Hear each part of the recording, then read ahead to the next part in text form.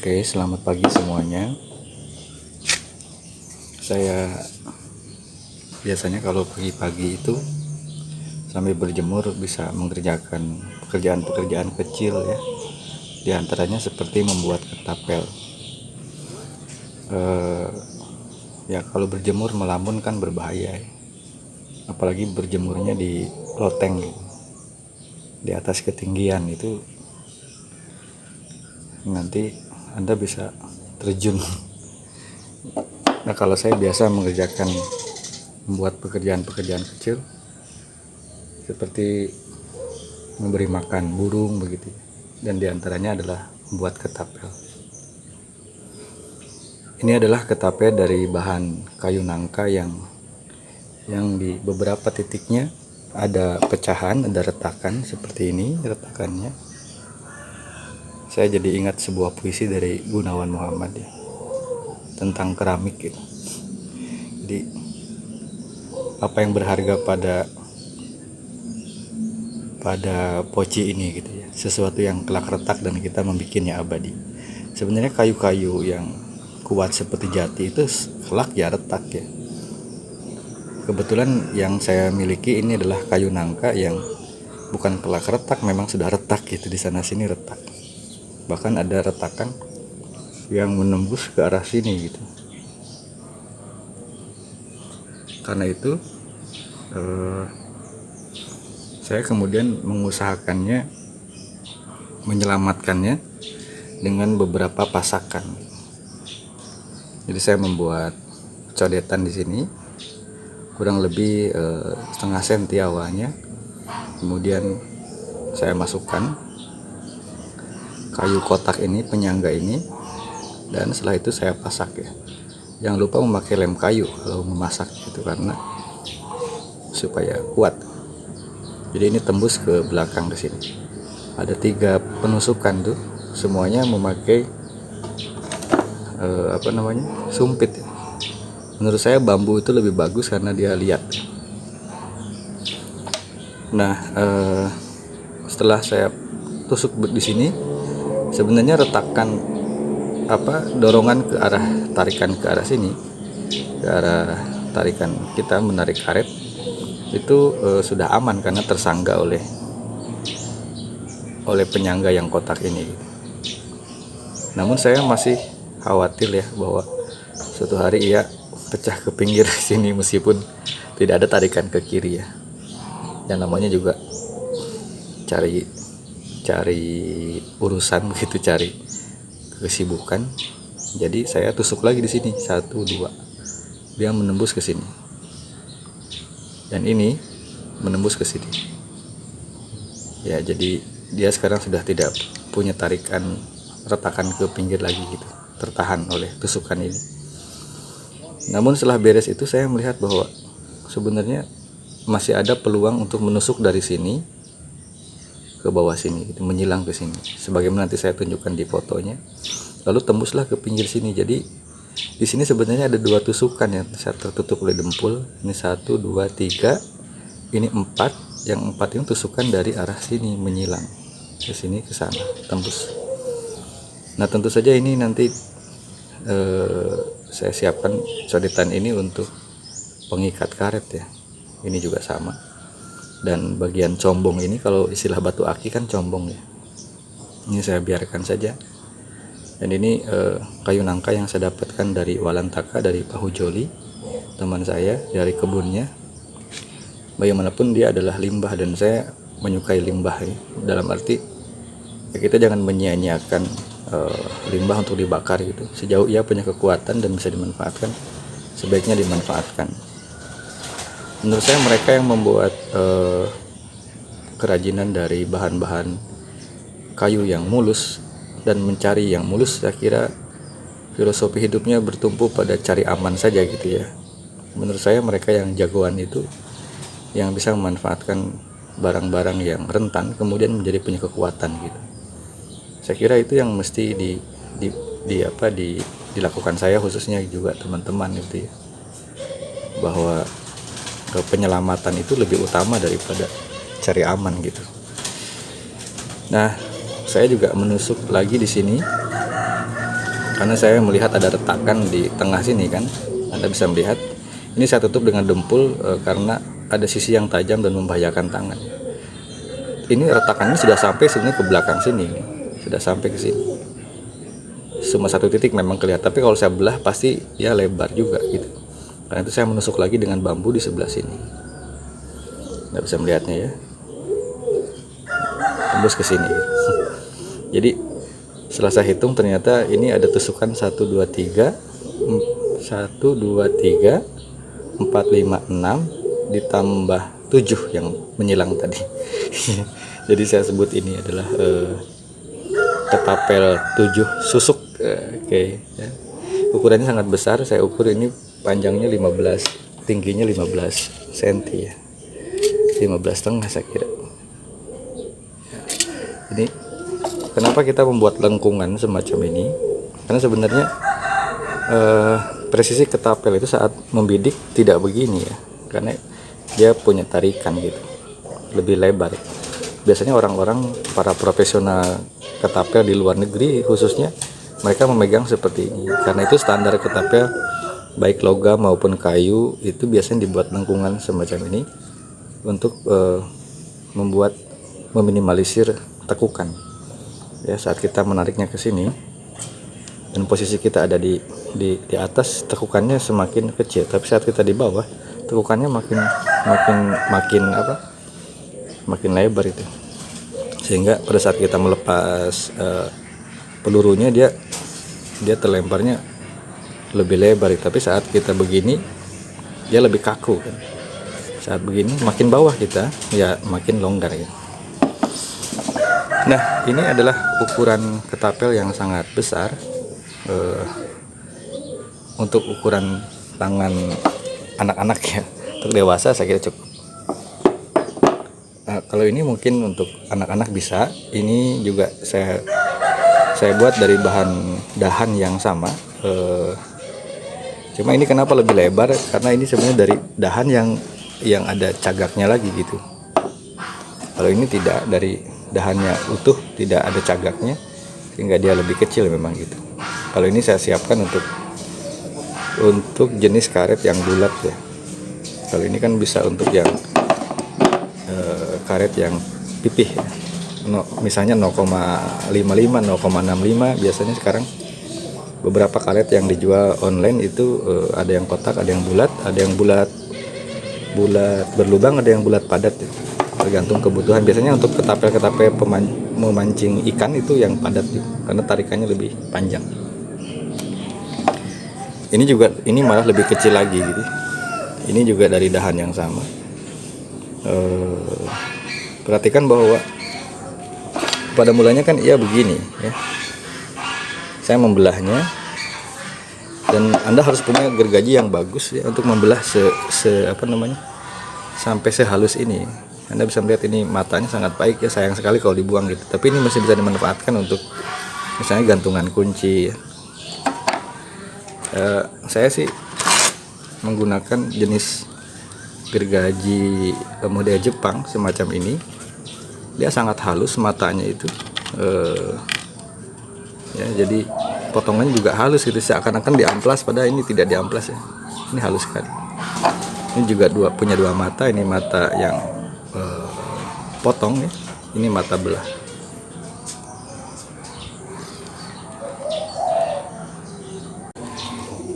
Gergaji ini juga punya mata belah ya. Ini belah, ini potong gitu.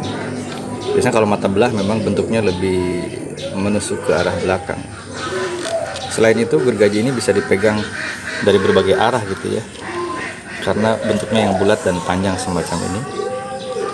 Berbeda dengan gergaji konvensional para tukang biasa yang kita harus selalu memegang dengan posisi tersebut tertentu. Oke.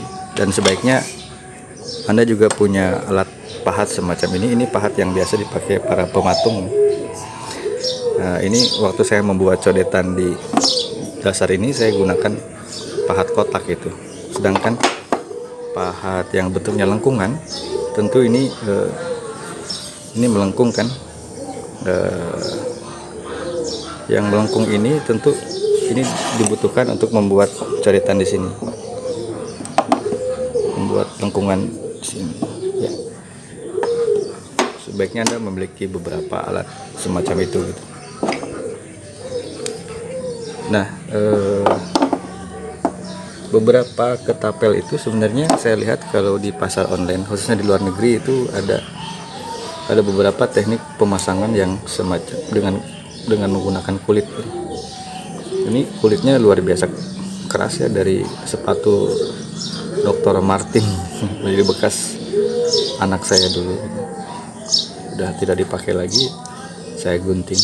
Nah, ini bisa dipakai, gunakan sedotan coretan untuk pengikatnya di sini, nanti dipasang semacam ini ya, dilem sebaiknya, dan diikat juga, dan nanti tali masuk ke sini, tali karet masuk ke sini ya. Jadi talinya masuk, diikat lagi di sini, sehingga tarikannya dia lebih fleksibel ya, tidak sekaku langsung ke kayu gitu. Ini juga bisa dilubangi sebenarnya, ada beberapa ketapel di luar negeri itu yang dia lubangi kulit bagian ini sehingga menembus lagi ke sini ya. Ini terserah, itu masalah selera saja. Nah, mengapa saya milih kayu nangka ya? Ini pada mulanya dahannya semacam ini, saya mendapatkannya dulu kurang lebih 1 meter gitu ya, dan ada 2-3 cagak kecil. Beberapa sudah dimanfaatkan untuk hal-hal lain. Saya melihat bahwa nangka itu halus gitu ya, karena dia punya kepadatan yang lebih tinggi. Kayu itu makin padat, makin halus hasil potongannya. Ini juga saya potong dengan gergaji yang tadi. Nah, namun juga kelemahan dan sekaligus kelebihannya dan bernilai artistik untuk kayu yang mengering tua semacam itu, dia punya retakan-retakan semacam ini. Retakan ini tentu menjadikan sisi naturalnya sebuah kayu gitu ya. Terlalu mulus itu malah tidak bagus. Nah, kayu ini, nangka ini sebenarnya tidak usah tebal-tebal juga sudah sangat kuat. Ini contoh serpihannya, dia sangat liat ya, dan sebaiknya kayu yang dibuat untuk ketapel itu bukan kuat saja, tapi juga kalau kuat getas malah berbahaya, bisa patah. Kalau patah kan kena mata kita saat dia ditarik, kena wajah kita. Tapi kalau lihat itu kan dia punya proses patahan yang lama gitu ya. Saya mengerti kenapa Fakultas Kehutanan UGM mengembangkan hutan nangka. Selain dapat digunakan untuk bahan buah nangka digunakan untuk gudeg jadi Yogyakarta, beberapa hal lain punya keunggulan, termasuk tentu saja kayunya kan lebih mahal daripada kayu-kayu lain ya, mungkin bersaing dengan jati. Kita lihat ini saya patahkan susah sekali ya. Dan kelebihan lain juga, dia tidak menusuk ya, meskipun ini tidak saya amplas, tapi dia tidak membahayakan tangan gitu, karena dia punya sisi yang lihat. Saya akan usaha patahkan. Ini susah sekali ya. Nah, kalau setipis itu aja sangat susah ya. Lihat dia punya lengkung, apalagi setebal ini begitu ya. Jadi jangan khawatir, apalagi karet yang cuma 0,55 semacam ini, dia sangat lembut ya. Kita tidak usah terlalu khawatir ya. Ukuran setipis ini aja masih bisa punya kekuatan yang luar biasa, misalnya ya untuk dibuat slot pintu misalnya atau apa gitu. Saya punya beberapa gantungan kunci yang juga memanfaatkan kayu nangka ini. Nah, itu menurut saya pertama bahan harus sangat bagus ya. Nah, kembali ke bahan tadi, tentu ini kekuatannya berkurang karena ada retakan begitu, sehingga saya kembali tadi cerita tentang penyelamatannya, menusuknya tadi. Nah, ini juga ada beberapa bagian yang combong, ini sangat dalam lubangnya itu. Lalu saya beri campuran lem dan serbuk kayu ya, sehingga dia lebih naik sedikit itu. Tidak saya tutupi semuanya karena saya tidak mau juga menutupi semua yang dari aslinya begitu gitu. Tapi saya lakukan penutupan ini untuk menjaga tangan saya supaya tidak terluka gitu, karena ada sisi yang tajam. tidak saya tutup dengan dempul karena ya saya menginginkan bentuk aslinya gitu, tidak seluruhnya hilang. Kalau ini kan saya dempul karena dipegang langsung, kalau ini kan tidak karena tangan. Nah, secara ukuran kalau kita lihat pabrikan ini sekitar 11 sentian atau 10 senti ya. Ya ini yang saya maksud pegangan tadi.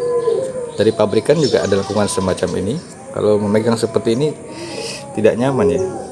Hanya 3 jari yang memegang, satu tidak memegang.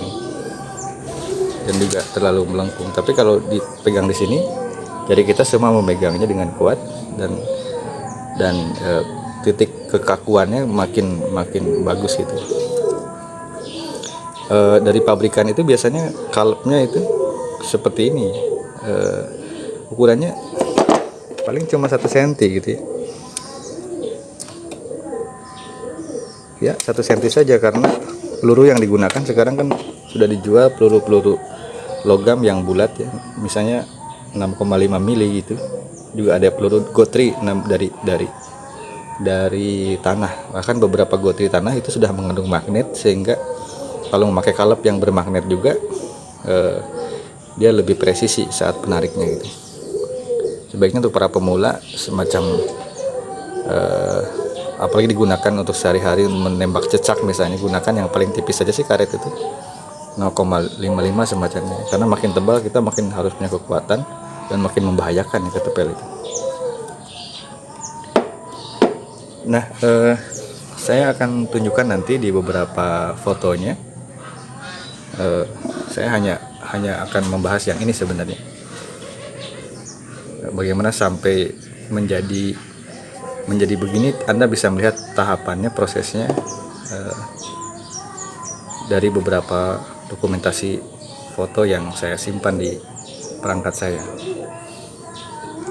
Baik, saya kira Anda juga bisa mengisi waktu luang saat berjemur gitu, saat tidak membaca, tidak sedang menulis, dan atau menunggu waktu untuk mandi gitu ya, cari keringat. Kalau tidak sedang menyapu halaman, tidak mengepel, ya mungkin bisa mengurus hobi Anda gitu. Kalau hobi saya memang memanfaatkan limbah-limbah kayu yang mungkin suatu hari bermanfaat ya. Entah ini jadi ketapel yang saya pakai, atau entah jadi hiasan, atau entah jadi sebuah trofi gitu ya untuk perlombaan ketapel ya. Demikian, mudah-mudahan pengalaman saya bermanfaat untuk semuanya. Assalamualaikum warahmatullahi wabarakatuh.